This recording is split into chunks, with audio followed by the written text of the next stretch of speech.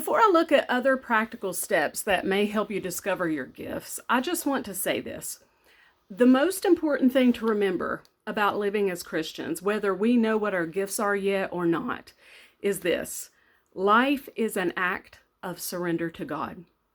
As you pray and ask God to show you if there is a specific gifting He wants you to develop or to use to reflect Him in the world, the day-to-day commitment to be salt and light far outweighs any confirmation you may receive by discovering your gifting.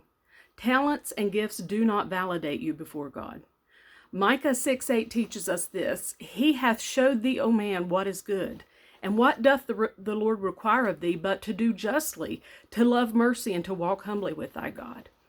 Don't get discouraged if you can't pinpoint a particular gifting.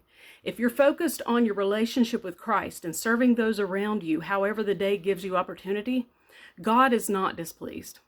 Doing justly, loving mercy, walking humbly with God, those are the requirements. No amount of self-discovery overrides that. I just want to clarify that before we move on. Talent, gifting, ability, these are all good things that God can and does use in our lives. But we never want to get the cart before the horse, so to speak. The world needs you to live loving Jesus and loving your neighbor as yourself more than it needs your talent or your gift. All that being said, it's still a good thing to discover your gifting. So let's look at another practical way to move us in that direction. This one will sound strange, but consider the things that really annoy you. If there's a problem that shows up on your radar super often, it may be that God has uniquely gifted you to serve in that area.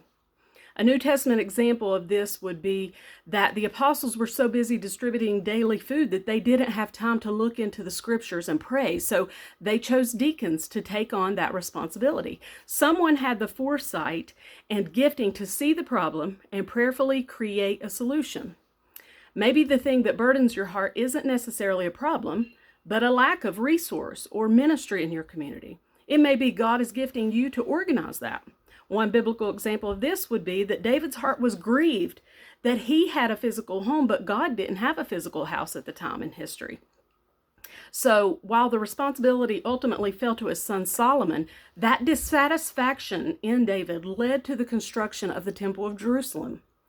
So today, don't sit around thinking about all that makes you upset, but seriously evaluate the pressing needs for reform or fellowship or efficiency that continually catch your attention, and ask God how you can help bring about change for His glory.